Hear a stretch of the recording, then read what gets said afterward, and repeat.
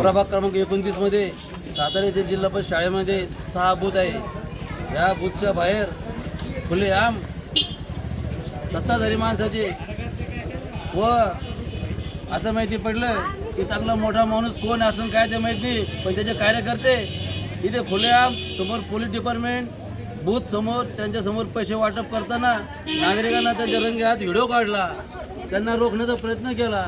आता खरोखर मी समजलं पाहिजे त्यांना किंवा समोरचे जे उमेदवार आहे आम्ही तुल्यबळ आहे, आम्ही गरीब लोक आहे, पण आमच्यासाठी समजून घ्या आम्ही समाजकार्य केलेले आहे।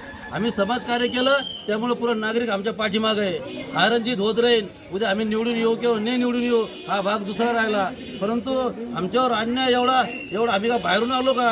आम्ही स्थानिक गावचे सगळ्या लोकांनी मिळून आम्हाला उभं केलेले यांनी, आम्ही गाव जे एकत्र झालं हे एकत्र गाव झाल्यामुळं यांनी आमच्यावर दबाव टाकून पैसे वाटप करणं चालू केलं।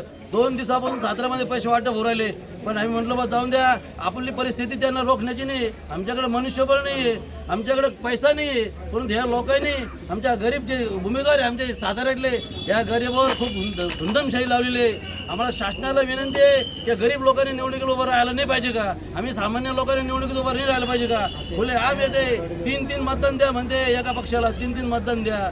हा किती मोठा आमच्या साताऱ्यावर अन्याय, हा अन्याय रोखण्यासाठी आम्ही सर्व लोक एकत्र आलेलो आहे। आणि हा आता याच्यानंतर कधी केला तर आम्ही त्याला डायरेक्ट पोलिसवाल्याला तर पकडून देऊ, पण आम्ही सर्वांनी मिळून त्याला ते आमच्या भाषेत जागा दाखवू।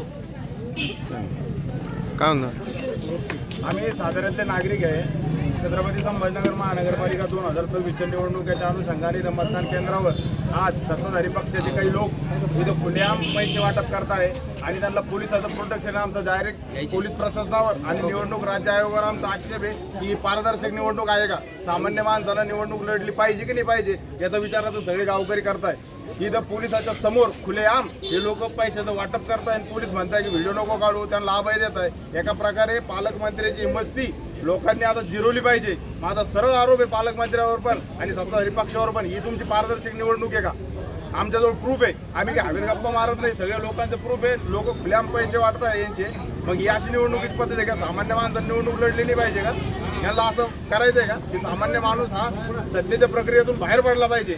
असंच मेसेज आहे सत्ताधाऱ्यांना द्यायचा आहे। यांची गुंडशाही लोकांनी आता मतदान करून हाणून पाडली पाहिजे अशी मी त्यांना सगळ्यांना नम्र विनंती करतो।